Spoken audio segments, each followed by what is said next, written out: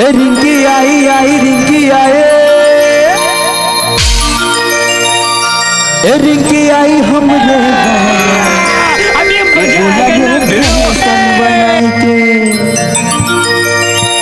1 2 3 4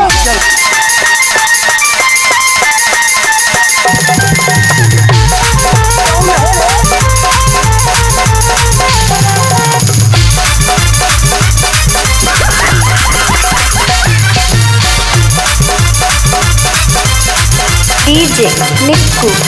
रिंकी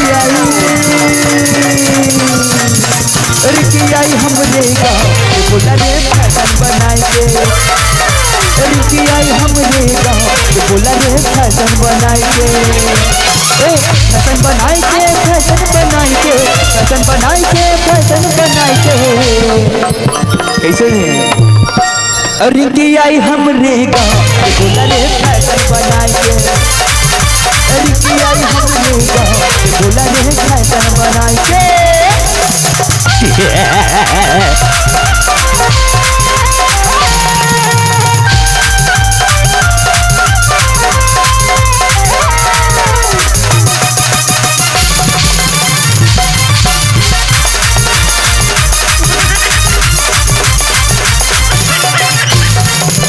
उमर होवत है 16-17 पूरा मन के होवत है भारी खतरा,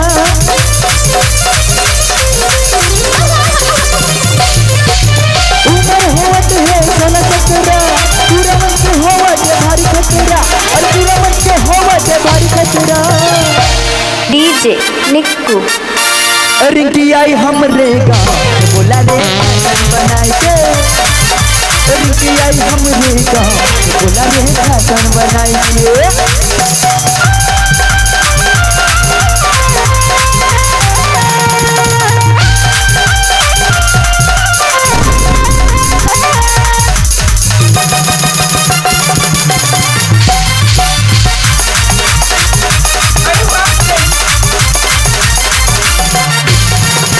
मारी स्टाइल करे दमा मीठी मीठी बात करे फोनमा,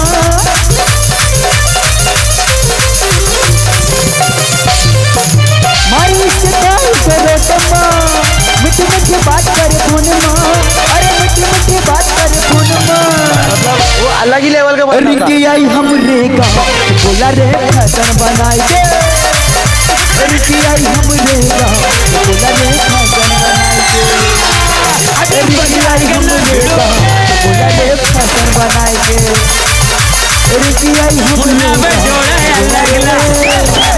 बोला रे।